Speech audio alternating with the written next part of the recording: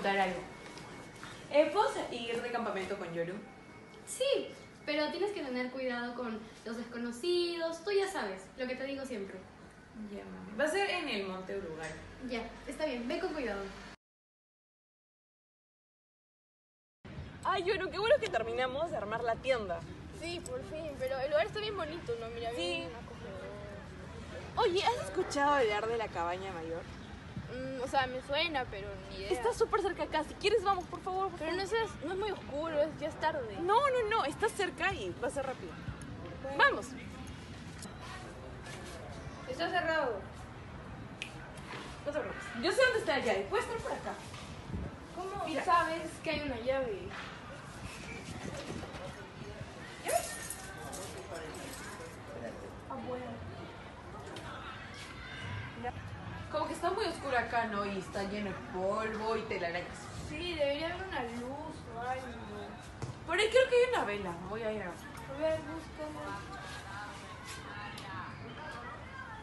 ¡No lo toques! Puede estar hechizado. Son postales.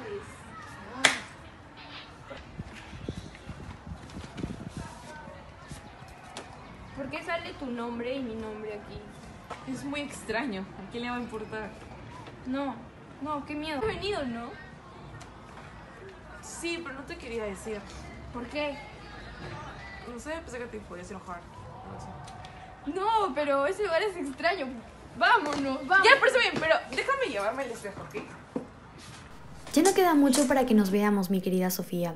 Contaba con que volverías a la cabaña del mayor, por eso dejé allí todas las postales del padre de Hilde. Era la única manera de que Hilde las recibiera. No te esfuerces en averiguar cómo podrás hacérselas llegar. Habrá pasado muchas cosas antes del 15 de junio. Hemos visto cómo los filósofos del helenismo desmenuzaban a los viejos filósofos griegos. Hubo además ciertas tendencias a convertirlos en fundadores de religiones.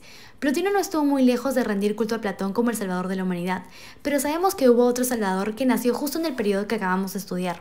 Aunque viniera de la religión grecorromana, estoy pensando en Jesús de Nazaret.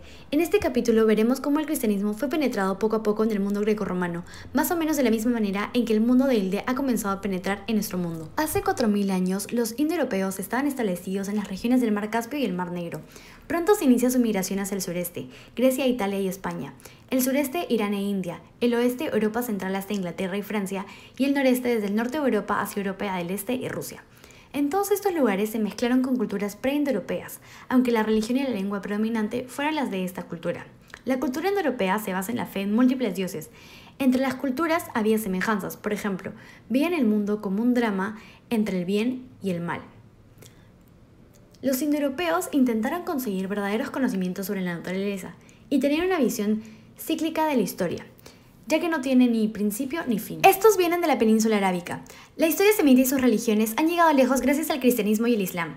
Tanto el cristianismo, el judaísmo como el islam tienen bases semitas. El cristianismo tiene bases semitas pero en el Nuevo Testamento, que se mezclan con escritos en griego y en latín.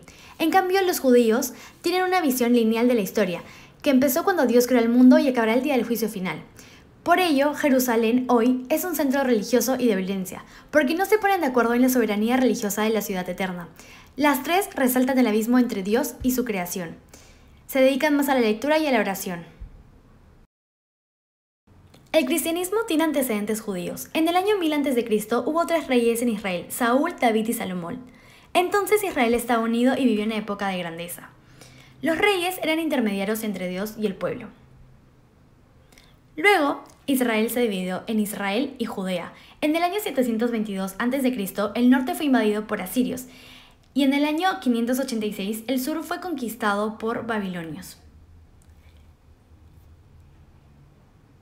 Los judíos se preguntaban por qué se había disuelto su reino y estaban sometidos a tantas desgracias. Por ello creían que Dios los había castigado por su desobediencia y por haber incumplido los mandamientos.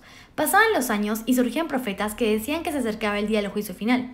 Otros decían que Dios salvaría a unos pocos. En la época de Jesús había gente que pensaba que llegaría el nuevo Mesías, como un líder, un salvador que acabaría con el sufrimiento judío. Jesús llegó con palabras como Hijo de Dios, Reino de Dios o Salvación, y las masas le reconocieron como el Salvador del pueblo. A pesar de esto, Jesús dejó en claro que no era ningún rebelde, militar ni político, al contrario, predicó la salvación y la misericordia de Dios para todos los hombres y mujeres. Esto era escandaloso para algunos y lo ejecutaron. Según el cristianismo, Jesús murió por los hombres, asumiendo la culpa de todos nosotros para que pudiéramos reconciliarnos con Dios y salvarnos de su castigo. Pablo, poco después de la muerte de Jesús, se convirtió al cristianismo y convirtió a este en una religión mundial. Más tarde viaja a Grecia y enseña la doctrina a los griegos. Así existe un choque entre la filosofía griega y la doctrina cristiana. Pablo les enseñó un Dios diferente, que lo era todo. Ya no era un Dios desconocido como hasta ese momento. Para Pablo, el Dios cristiano es un Dios que interviene en la historia. En el transcurso de 300 o 400 años, todo el mundo helenístico se había cristianizado. A Pablo y a sus seguidores se les planteó la cuestión de si era necesario que los que no son judíos tienen que serlo antes de convertirse al cristianismo. Pablo pensaba que sí, porque el cristianismo dirige a los hombres a un mensaje universal de salvación. Para ello, la Iglesia aclaró en qué consistía su doctrina, en los credos, resumen de los dogmas cristianos más importantes. El mensaje más importante fue que Dios había convertido en un hombre y que era un Dios perfecto y un hombre perfecto. Intento contarte algo de las conexiones, querida Sofía. Con la entrada del cristianismo en un mundo grecorromano, acontece un encuentro convulsivo entre dos civilizaciones, pero también se trata de uno de los más grandes cambios culturales en la historia. El autor alemán Goethe dijo en una ocasión que el que no sabe llevar su contabilidad por espacio de 3000 años se queda como un ignorante en la oscuridad y solo vive el día. No quiero que tú te encuentres entre ellos. Estoy haciendo lo posible para que te des cuenta de tus raíces históricas. Solamente así serás un ser humano.